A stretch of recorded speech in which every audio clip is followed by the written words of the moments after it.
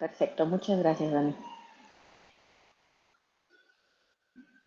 Ok, vamos a comenzar para tratar de irnos un poquito más temprano, ya que es viernes e imagino que todavía algunos andan con temas de Día de Muertos y demás, entonces vamos a tratar de apresurarnos, pero que eso no implique no participar, ¿vale?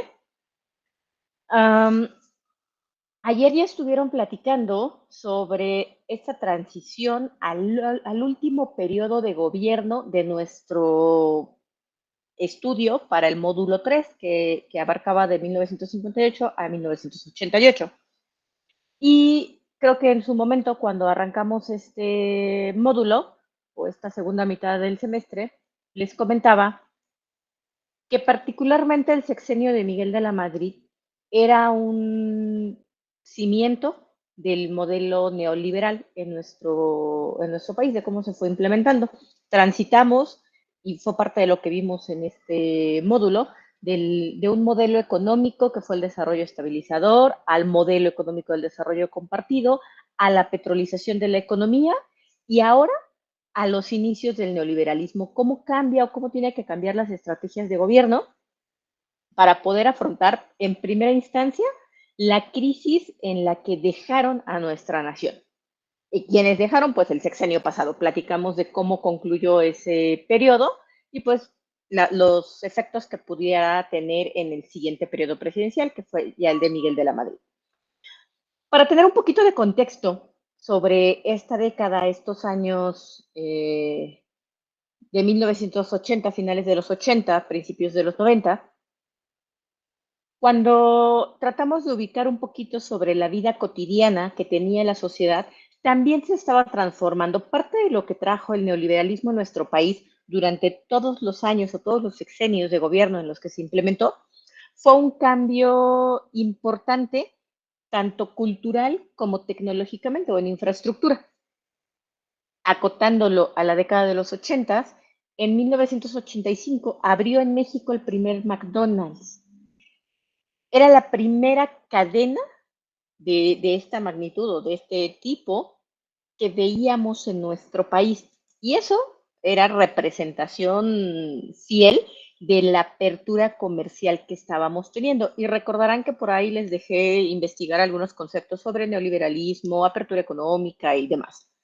Entonces, parte de esa investigación que ustedes hicieron de apertura comercial tiene que ver con esto, con cómo a partir de esa apertura económica comenzamos a tener o atraer a empresas que ofrecían ofrecían servicios o productos a nuestro país y que además fueron un boom enorme. ¿Alguien sabe dónde se instaló ese primer McDonald's en México? ¿O nunca se lo habían preguntado? No, la verdad no. No sé. Ok, el primero, el que abrió fue en Periférico y Las Palmas, ahí en la zona de Polanco. Cuando se anunció la apertura, pues era la expectativa para la población. Y cuando inauguró operaciones, las filas para comprar le llamaban en ese entonces, incluso en las noticias lo decían, eran apocalípticas, porque fueron días en los que estuvo así. O sea, la gente quería conocer los productos que vendían, quería probarlos, era algo nuevo para nosotros. Veníamos de una cultura completamente distinta, de productos completamente distintos, ¿vale? Para esta fecha, los cigarros Marlboro costaban 700 pesos.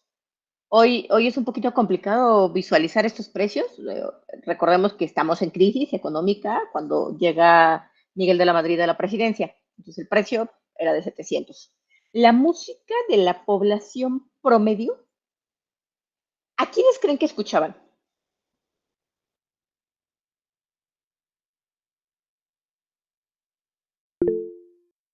Las Flans. A las flans, ¿correcto? ¿Quién más? Alguien había levantado la mano, pero ya no vi. Juan Gabriel, José José todavía. Todavía, pero no eran tan el boom de los finales de los 80s y 90s. Adelante, Dio. Pues creo, según mis papás, también a menudo. A Menudo, a Mecano. Adelante, Karina. Vicente Fernández. Sí, pero no eran el boom de la época. O sea, ellos fueron como trascendiendo por varias generaciones. No tuvieron solo un momento. Se escucharon después y en los 2000 y hasta que murieron. Más bien como los emblemáticos de estos años finales de los 80s y principios de los 90s. Adelante, Dani. Al igual que Diego, por mis papás, me imagino que Timbiriche o algo así. Pero no Y sé, los tiempos. ¿han visto un poquito las noticias sobre los tours estos que empezaron, no me acuerdo si el año pasado o antepasado, del tour de los 90s? Pues todos esos grupos son los de los 90, son los que tuvieron ese boom en esta época, que empezaron a surgir a finales de los 80, pero que fueron súper escuchados por la gente promedio, por la población promedio, durante estos años. Entonces, sí, muchos de estos grupos, Flans, Mecano, Timbiriche, etcétera, eran los representativos de la música de nuestro país. Y que obviamente también implicaba que empezáramos a escuchar música de fuera, ¿vale? Pero todavía no era, todavía esa apertura en términos musical, todavía no estaba tan marcada, ¿vale? Al menos en estos inicios. Como éxitos en películas nacionales teníamos a Lola la Trailera.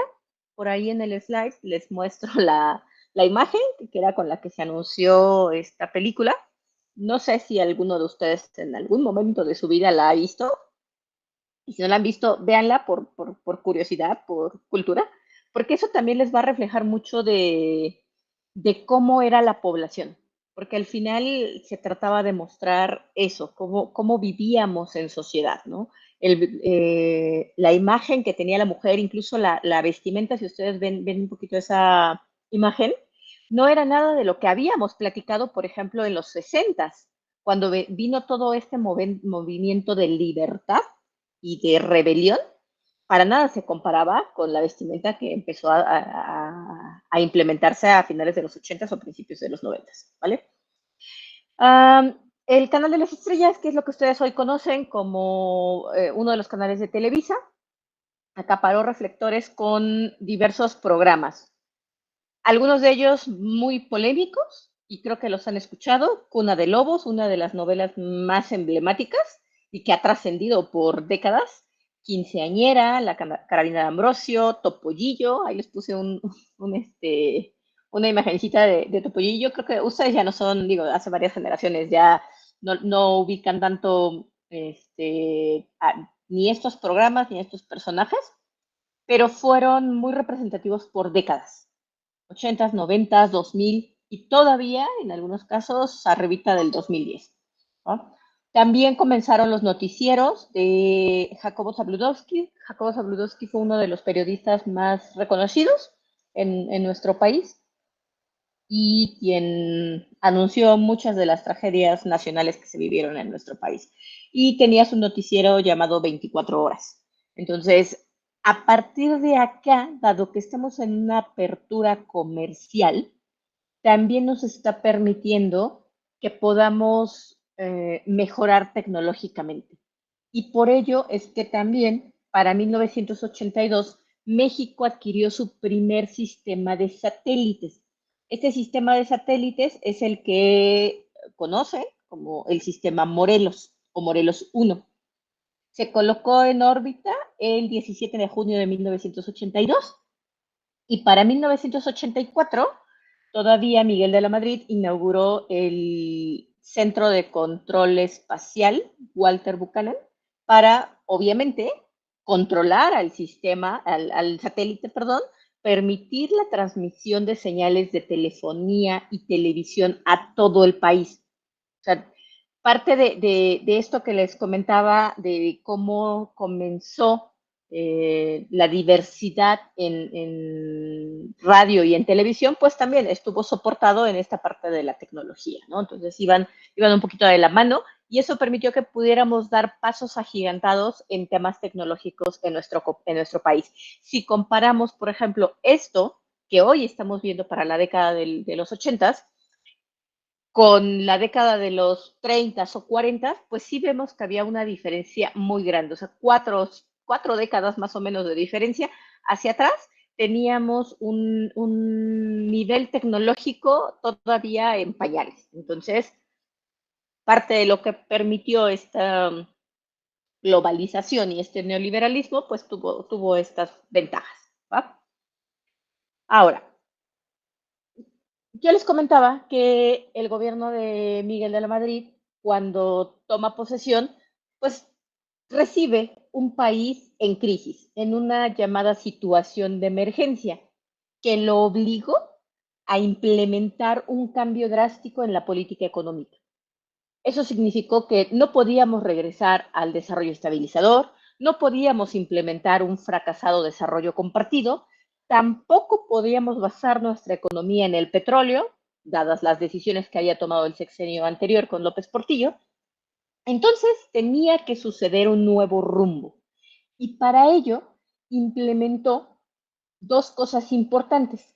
El PIRE, que fue un proyecto de nación llamado Programa Inmediato de Reordenación Económica. Y ojo con el nombre, porque luego cuando en el examen les llego a preguntar, le cambian el nombre, ¿vale?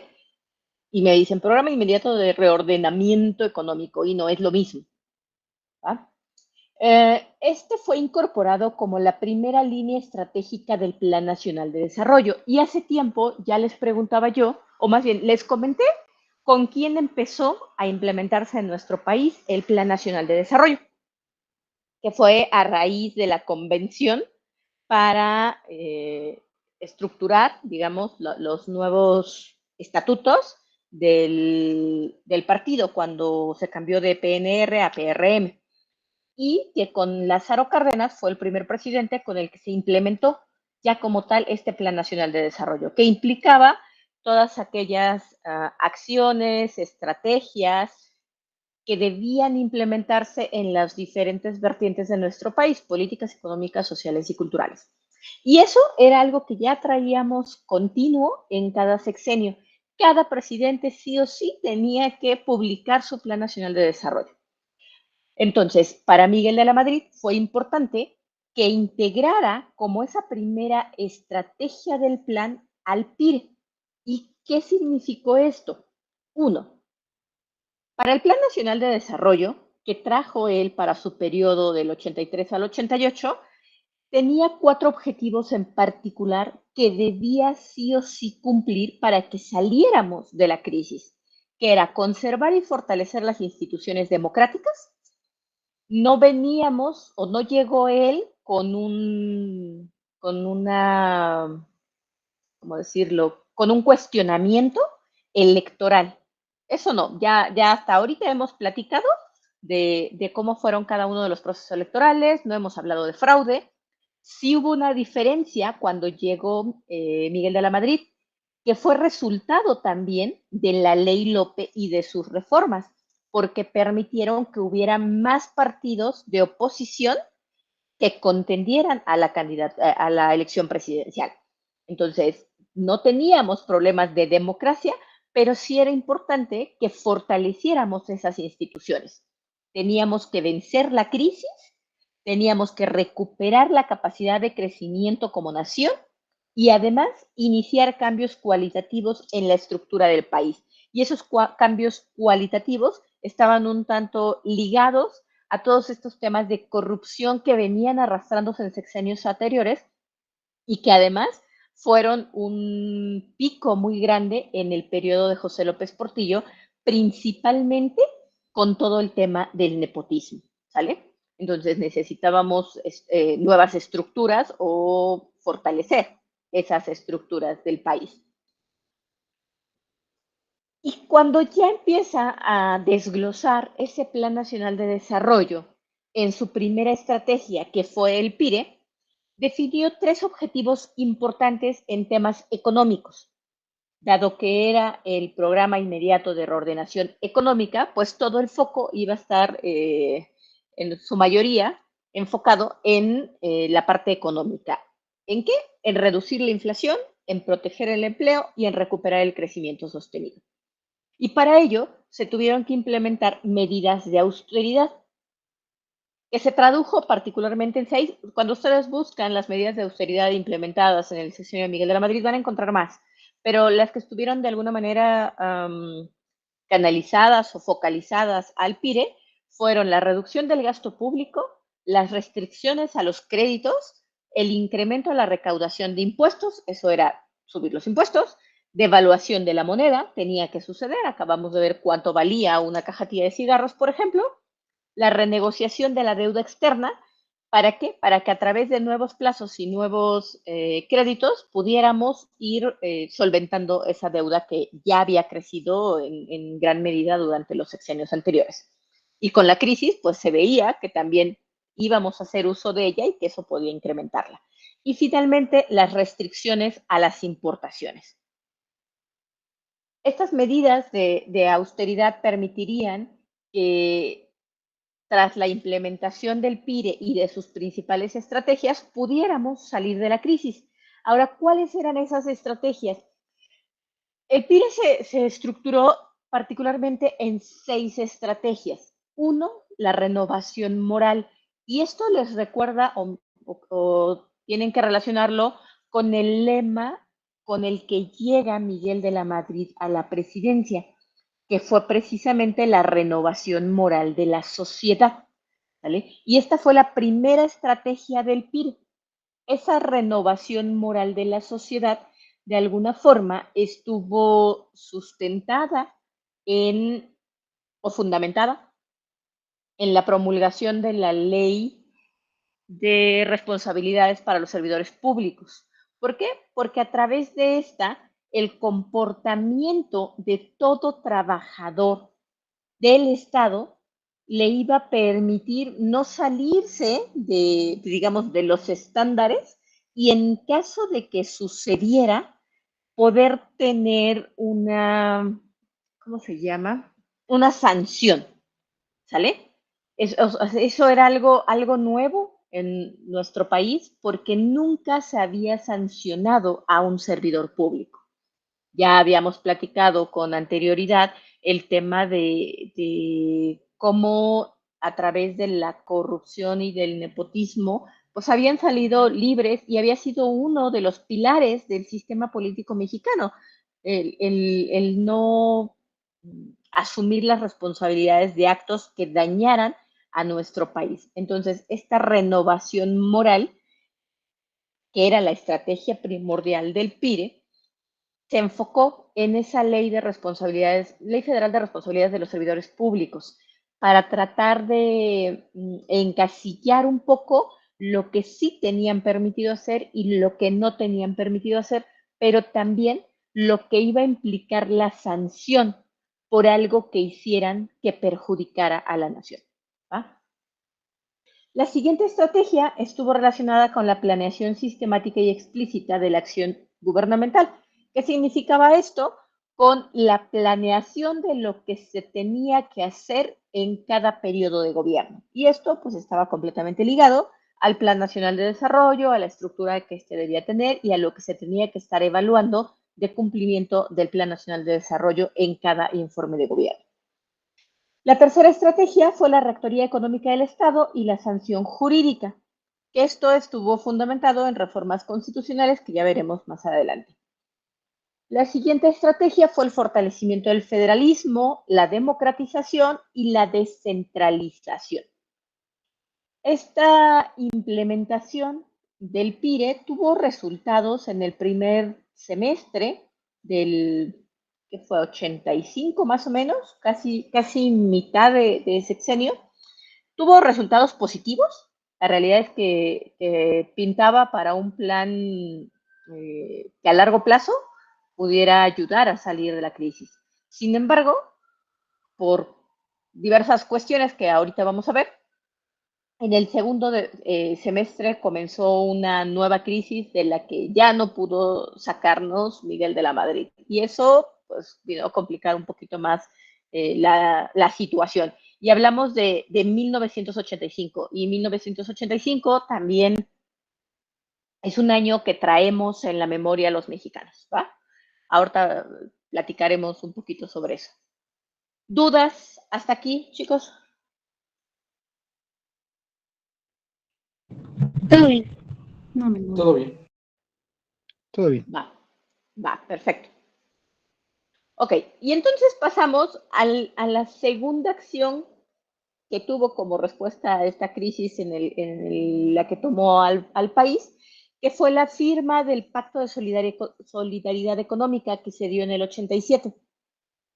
Este Pacto de Solidaridad Económica no fue otra cosa más que un acuerdo político y económico que tenía como objetivo detener el incremento de los intereses, la inflación y la devaluación del peso. A lo mismo lo que se enfocó el PIRE y a lo que estaba enfocado el Plan Nacional de Desarrollo, era salir de la crisis. Y fue firmado por tres entes importantes. Uno, obviamente, Miguel de la Madrid, como parte, como representante de poder y del Estado, que fue el promotor del pacto. Por otro lado, Agustín Legorreta, que era la cabeza de la fracción empresarial, es decir, de todo el sector productivo de México. Y finalmente por Fidel Velázquez. Y vuelve a aparecer Fidel Velázquez en el mapa político como líder de la CTM. Para esto, en este pacto de solidaridad económica, el gobierno pidió a los sectores productivos mantener la austeridad. Si queríamos que el pacto diera resultados y pudiéramos salir de la crisis en la que nos encontrábamos, entonces los tres sectores tenían que poner algo de su parte. El gobierno, por su lado, pues el manejo del país y tratar de vigilar que tanto los empresarios como los obreros pues mantuvieran la misma línea de acción del Pacto de Solidaridad. Y es por eso que pedía a los sectores productivos pues mantener la austeridad. Por otro lado, los obreros, liderados por Fidel Velázquez, se comprometieron, por ahí algunos analistas dicen que se comprometieron voluntariamente a no solicitar aumentos salariales. Sin embargo, tras lo que hemos analizado a lo largo de cada sexenio, salvo por Ávila Camacho, todos los movimientos sociales o sindicales obreros que sucedieron a lo largo de la historia estuvieron marcados por una de las exigencias principales, que era el incremento salarial. Era muy difícil, o es muy difícil entender, que se hubiesen comprometido de manera voluntaria a no solicitar aumentos salariales. También es claro que estábamos en una crisis, que la población y los obreros la vivían en su día a día, y probablemente fue así, pero se dice que fue más por imposición de Fidel Velázquez. La relación que tenía Fidel Velázquez con cada uno de los presidentes le permitía pues tomar decisiones y comprometer a su gremio, y pues ya nada más después bajar la información, ¿no? Y finalmente, para el caso de los productores o los empresarios, se comprometieron a no subir los precios de los productos. ¿Por qué? Porque pues estábamos en crisis y eso iba a reflejar. Perdón, ¿alguien abrió su micrófono? Gracias. Eso podía traer consecuencias todavía más negativas o de mayor dimensión si subían los precios de los productos en temas económicos, inflación y demás, que no podíamos permitir para estos momentos en los que estábamos parados, ¿no? Y estas dos estrategias principales, que fue el PIGRE y el Pacto de Solidaridad Económica, son las más emblemáticas en temas de estrategia y planeación que tuvo el sexenio de Miguel de la Madrid. Sin embargo, también este sexenio tuvo marcas por diferentes cosas. En pro de mantener su lema de gobierno durante la ejecución de su gobierno, que era la renovación de la moral de la sociedad, hubo acciones y consecuencias. Esta renovación moral fue estrategia del Plan Nacional de Desarrollo, fue estrategia del PIRE, creó la Ley de Responsabilidades de los Servidores Públicos, y la manera en la que trató de demostrar que el país se estaba renovando y que esa renovación moral implicaba en primera instancia a todo el sector público, el gobierno encarceló o persiguió en primera instancia a miembros cercanos del gobierno anterior, de quienes ya habíamos hablado. José Díaz Serrano, que fue el primer líder sindical charrista, y Arturo Durazo Moreno, el llamado Negro Durazo, que también ya comentamos un poquito de él y de su participación en la vida política de nuestro país, ¿no? Entonces, la presión del Negro Durazo significó la ruptura del pacto con la delincuencia. Siempre se ha dicho que a lo largo de la historia, cada sexenio, cada gobierno pacta con la delincuencia para mantener un equilibrio político y social y económico en su caso. Nunca ha sido aceptado ni por el gobierno ni por nadie, pero es como esas verdades que se saben pero no están escritas. Entonces, esta aprehensión del Negro Durazo, que era un personaje bastante importante y con el que estaba, o se le relacionaba tanto con la delincuencia, con esos convenios que podía tener, agravó completamente los robos, asaltos violentos, secuestros, y ya veíamos en las noticias de esta época del día a día que habían incrementado los robos, que había secuestros, algo que no habíamos visto desde las guerrillas urbanas. Y que además en el tema de las guerrillas urbanas había sido focalizado a personajes de relevancia, ¿sale? Adelante, Diego. Sí, hola, buenas noches, profesora. ¿Podría volver a repetir por qué hubo estos incrementos? No sé si lo dijo o no lo escuché. Por el encarcelamiento de el Negro Durazo. Pero él... Porque él era ese contacto entre la delincuencia y el Estado, quien podía o quien de alguna manera cubría a ese grupo delincuencial. Entonces, al quitarlo del juego, pues quedan completamente desprotegidos. Y era como una forma de mostrarle al Estado que no se iban a quedar así, y eso llevó a poder incrementar como sus delitos y que además ni siquiera fueran arrestados, ¿no? O perseguidos. Ok, gracias. Perfecto. Sí. Él estuvo muy ligado a temas de corrupción, nexos con el crimen organizado, enriquecimiento ilícito, algunos temas de desapariciones con personajes o líderes ¿cómo se llama?, de movimientos sociales, a los que también reprimió, desapareció o encarceló en el mejor de los casos. Entonces, era un personaje de mucha importancia. Era obviamente el jefe de la policía de acá de la capital. Entonces, al tener ese poder, pues podía negociar con todos los sectores, y con quien se dice que negoció, pues fue con la delincuencia. Por eso es que todo se mantenía en relativa calma. Pero cuando Miguel de la Madrid lo arresta, porque empieza a perseguir a personajes corruptos del sexenio anterior, pues se agarra principalmente de estos dos. Entonces le quitan a la delincuencia ese contacto y esa protección que tenía. Por eso es que la respuesta fue así.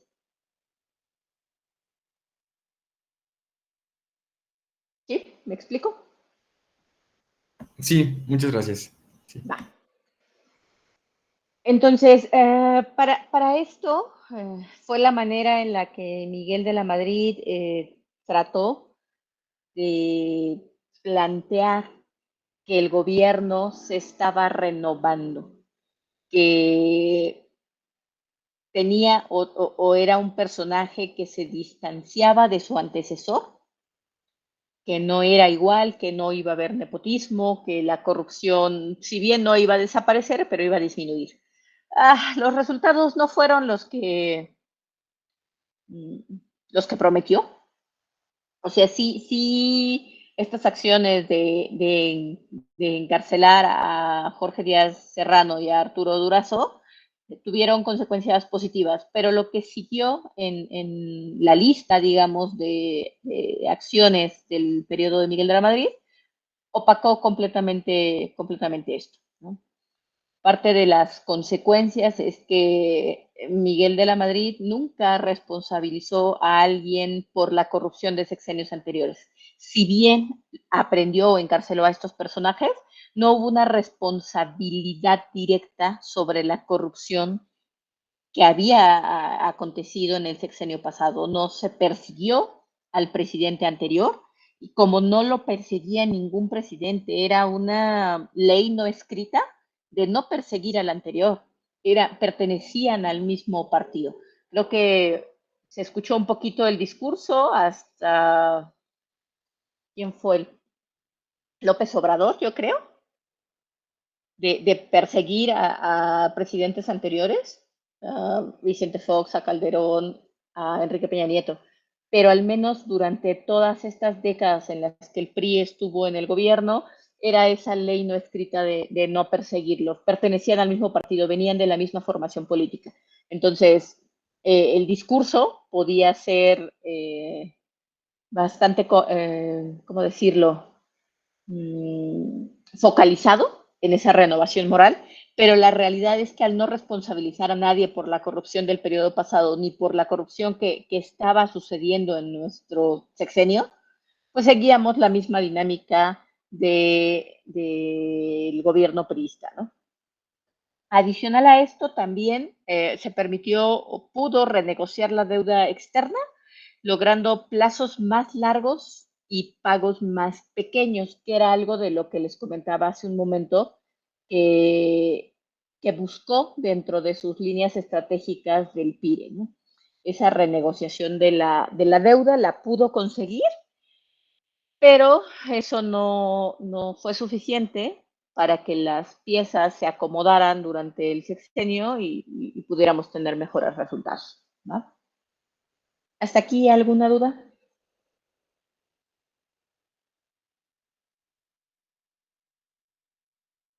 No, ninguna, profesora. No, profesora. Ok, perfecto. Vamos con un tema interesante, el desafío nacional, la tragedia. En este periodo de gobierno ocurrieron dos tragedias importantes y emblemáticas en nuestro país que sacudieron por completo a la sociedad.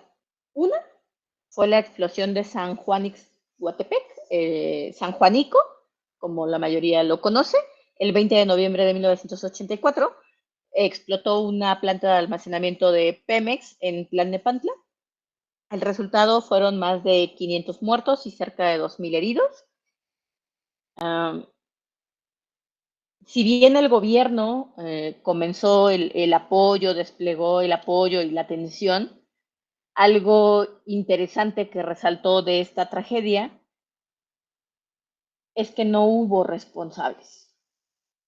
Nuevamente, como en todos los periodos de gobierno, si algo sucedía, siempre y cuando no fuera un movimiento social, no había un responsable. Con el tema de los movimientos sociales, pues la responsabilidad era de los líderes.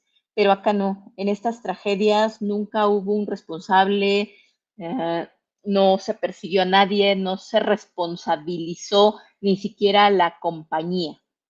No hubo una investigación a profundidad que informara si fue un tema de, ¿cómo decirlo?, mala gestión, equipo dañado, problemas operativos en la planta de Pemex. Nunca se supo y pues no hubo responsables y solo sucedió la tragedia y se tuvo que apoyar a las familias de los muertos y a los heridos. Entonces, es una de las tragedias más fuertes y yo creo que la otra que tiene que ver con el mismo tipo fue la que apenas sucedió en la calzada Zaragoza hace unas semanas, ¿no? Entonces, siempre suceden cosas que no están en el control del Estado, pero la función del Estado es responsabilizar a alguien, ¿no?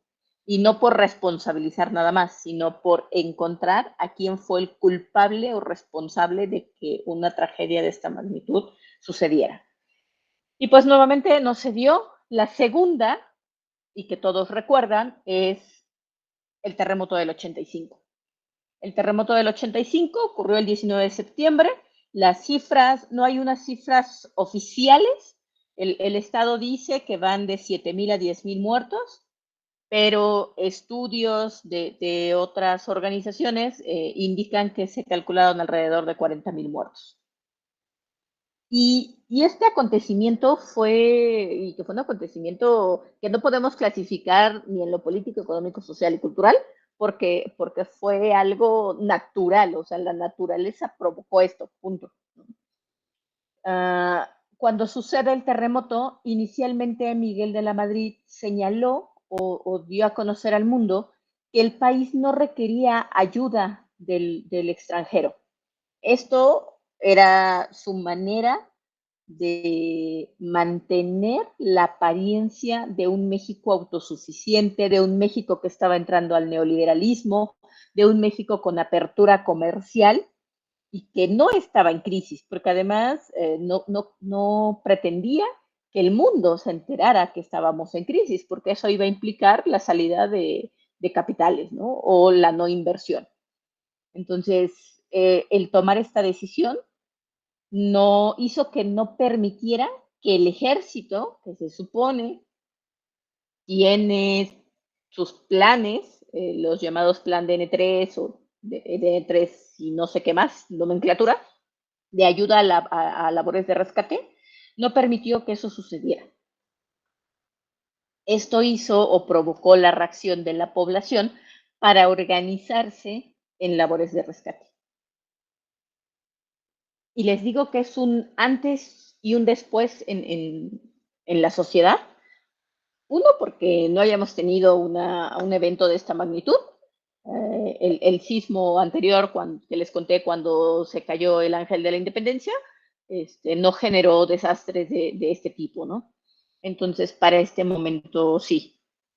Parte de las imágenes que ustedes ven en el slide son de las tomadas particularmente en ese día. Entonces, era una ciudad destruida, sin el apoyo del gobierno, sin el apoyo de los militares. Ándale, plan de N3E. Sí, gracias. Esto pegó mucho al gobierno porque no hubo una postura, perdón, a la población porque no hubo una postura del gobierno. Sin embargo, hubo una rectificación. 24 horas después, con un país en bancarrota, el gobierno tuvo que salir y aceptar la ayuda extranjera.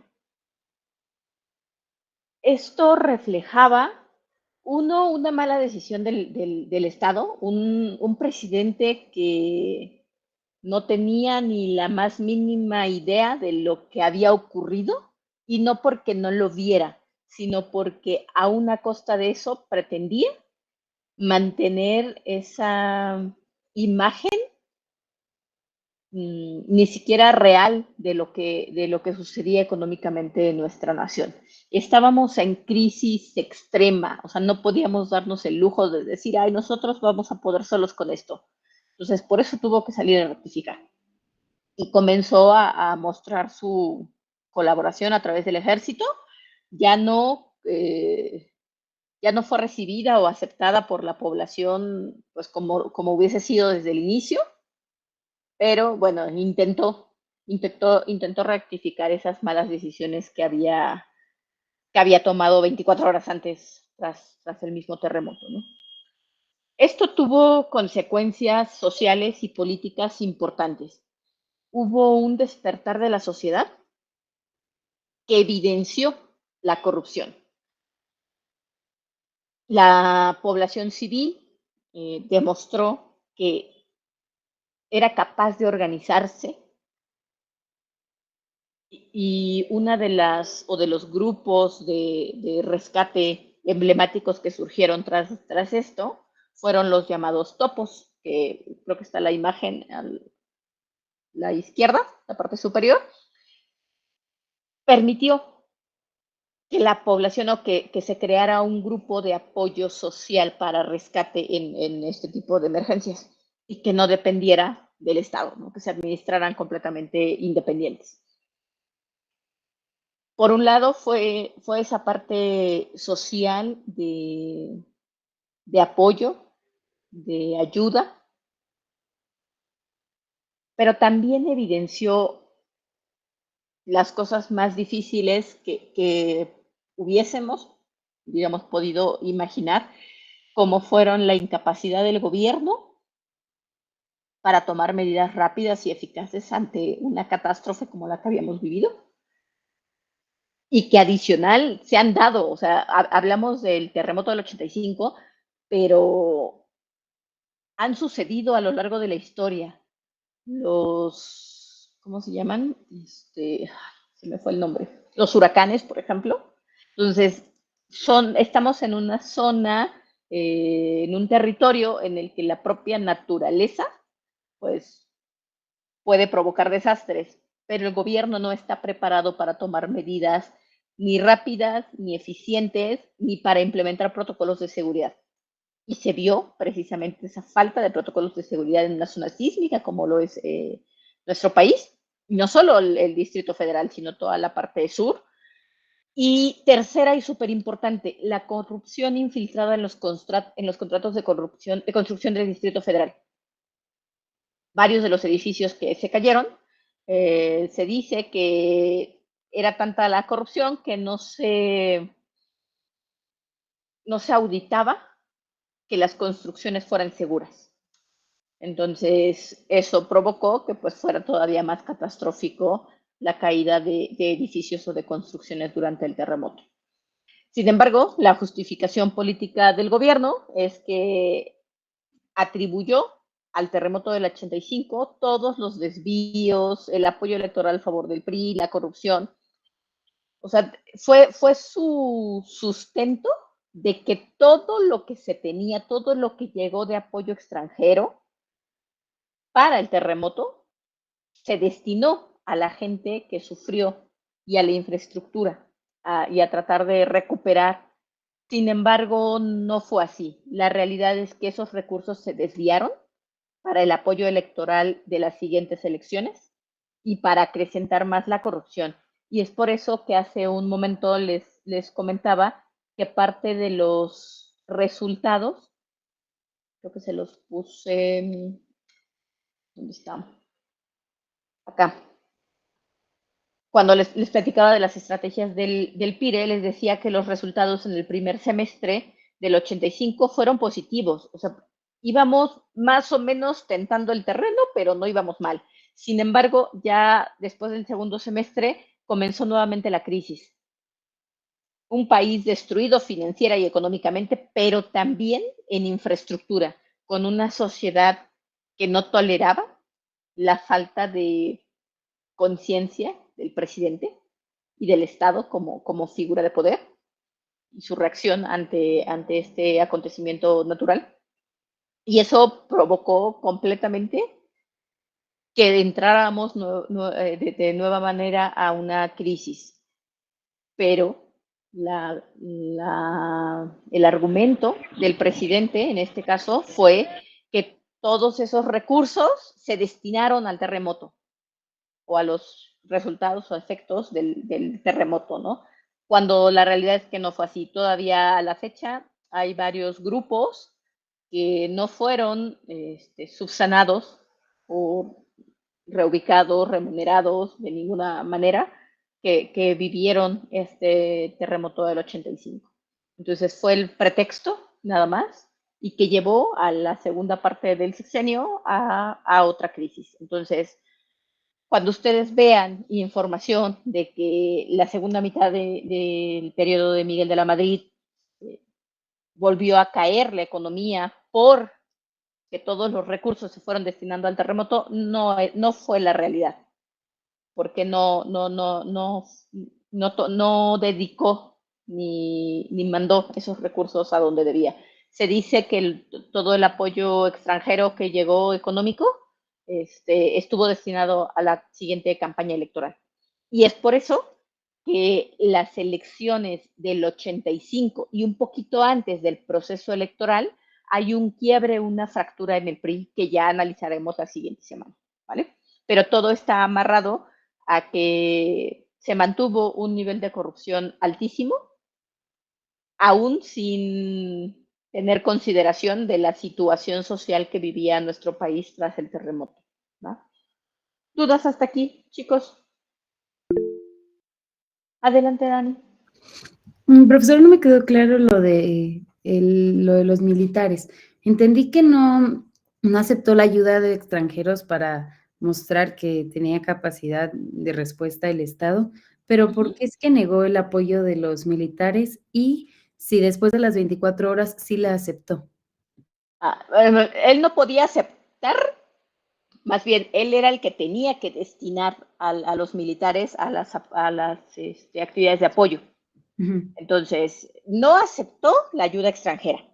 24 horas después la acepta. El tema de los militares es que él no los desplegó para ayudar a la población.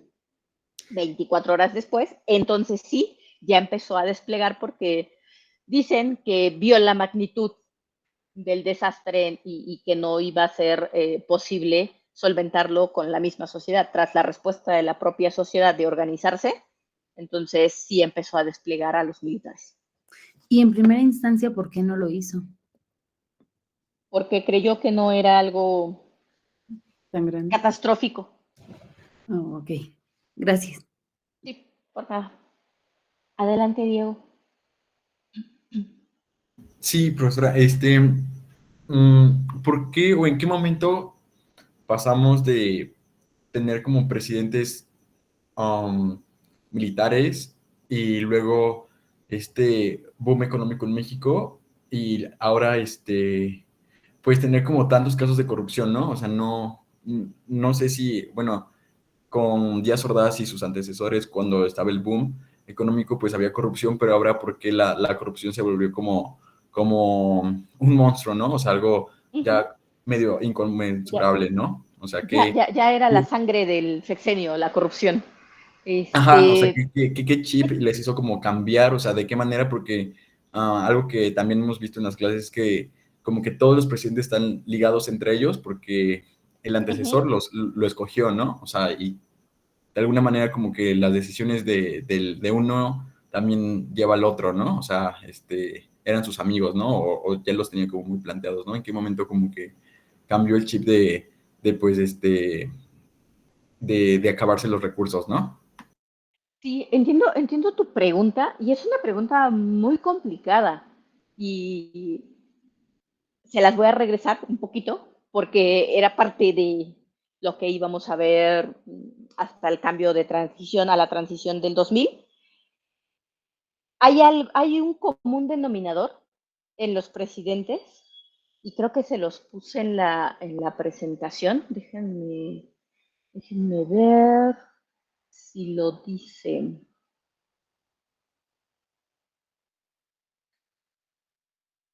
Sí, aquí está. Ay, Dios.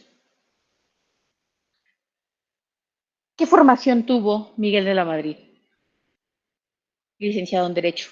¿Por dónde? ¿Por qué escuela? ¿Por qué universidad? Por la UNAM. ¿En dónde estudió José López Portillo? ¿Recuerdan?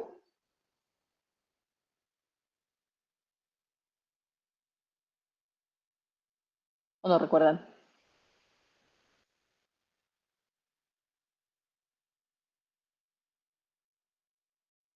No me digan que no se acuerdan.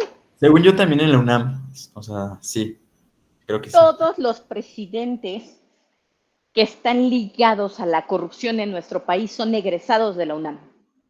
Y entonces yo les pregunto, ¿qué de diferente tenemos los de la UNAM o qué nos hace cambiar para que cuando asumimos un rol de poder, se transforme completamente en beneficio propio y en perjuicio de la sociedad?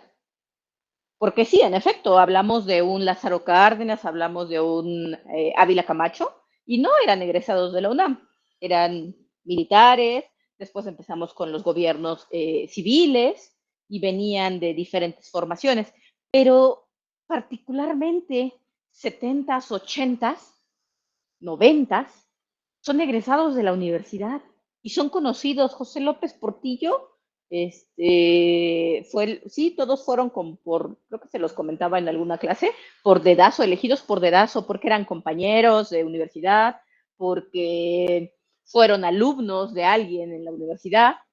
Entonces, fue gente que se conocía y que salieron de la máxima casa de estudios. Entonces, ¿ustedes creen que hay un factor determinante en eso? ¿O por qué es el único común denominador que tienen todos los presidentes corruptos de nuestro país?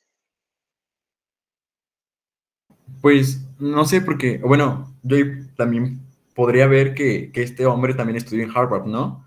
Entonces, y que Ajá. no solamente él, ¿no? Que ya también empezaban a enviarlos a Harvard, Más pero, adelante.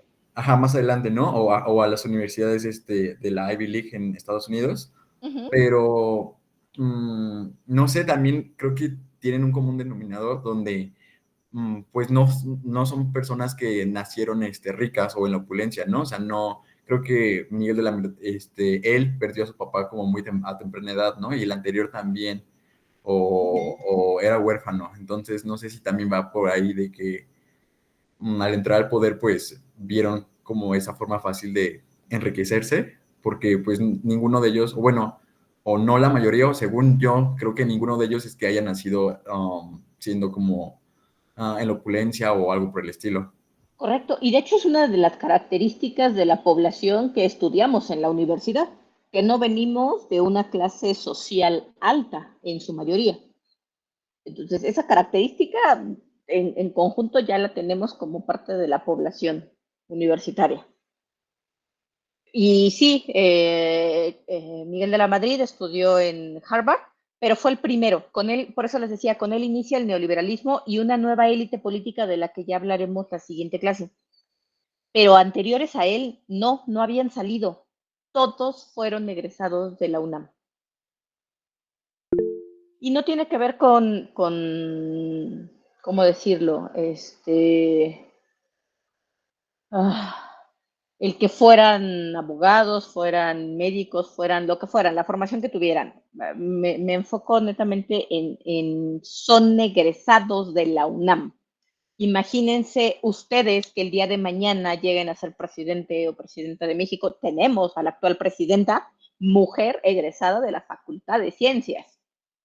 Entonces, ¿qué puede marcar la diferencia para que cuando vienes de una situación vulnerable, una situación familiar y social vulnerable, estudias en la máxima casa de estudios del país y llegas a una posición de poder y tu periodo de gobierno se caracteriza por corrupción?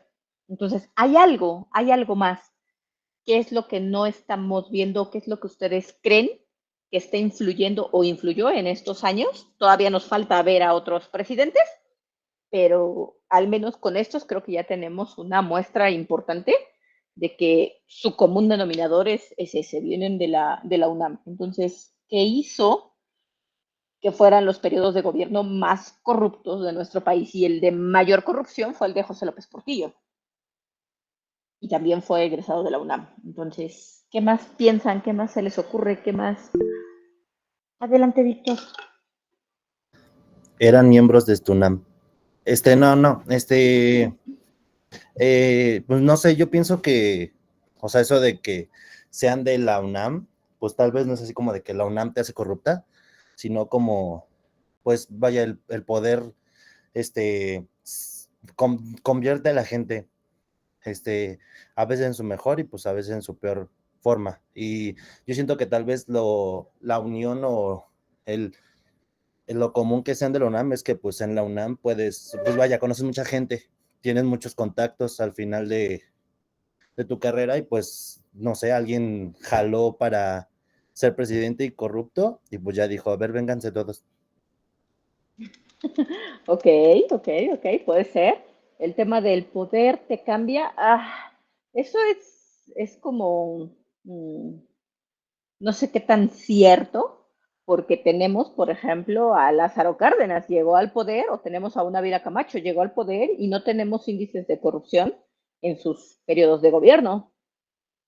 Y tampoco venían, o al menos Lázaro Cárdenas no venía de una posición social acomodada, era militar. Entonces, sí hay características ahí interesantes y quiero que lo focalicen un poco más a esa formación, o sea, lo que hoy ustedes viven en la formación de la UNAM, porque eso ha marcado una diferencia. Adelante, Dani. La verdad, creo que es una pregunta muy difícil de contestar, pero se me ocurre algo como que ya se llega a un punto de normalizar la corrupción, o sea, obviamente no esperamos que el presidente sea corrupto, pero dentro de esa élite, como que ya se normaliza e incluso no sé si se llegue, al inicio creo que obviamente no, pero ya conforme va pasando el tiempo, que ya, o sea, hasta recibes amenazas o tu poder se debilita o algo por el estilo, Ok. si es que no accedes a esa corrupción. También puede ser un factor interesante, sí. O sea, no necesariamente eres tú el que la provoca, pero es un sistema tan grande y tan, ¿cómo decirlo?, político que no necesariamente lo puedes cambiar, ¿no? Adelante, Karina, terminamos contigo. Pues bueno, aparte de lo que han dicho, también lo veo en la cuestión de que, pues, la UNAM, como dijo un compañero, no te garantiza si, pues, te vuelves bueno o malo, ¿no? O sea, si te vuelves corrupto o no. Pero quizás como todos estaban egresando de ahí, ya más bien era como la ruta hacia el poder. Entonces, eh, yo lo veo en cuestión como nosotros nos metemos con cierto profesor de, "Ay, no, ya sabemos que ese profesor, o sea, si te metes con ese profesor, te vuelves, no sé, filoso en esa materia". Entonces, quizás para, con el fin de tú meterte a esa ruta institucional hacia el poder, pues esa misma, digamos, élite, o bueno, esas mismas personas ya tenían ese pensamiento ya corrupto. Ok, gracias. Ahora, también no se les olvide que sus allegados, todo su gabinete de Estado, en su mayoría, eran personajes que venían también de la propia UNAM, ¿no? Entonces, si tenías el peso político por ahí o la carga de querer hacer algo para reducir la corrupción y no te lo permitían, pues también era tu gente. Y era gente que elegiste de la cuna educativa donde venías. Entonces son factores ahí bastante interesantes. Síguelo pensando.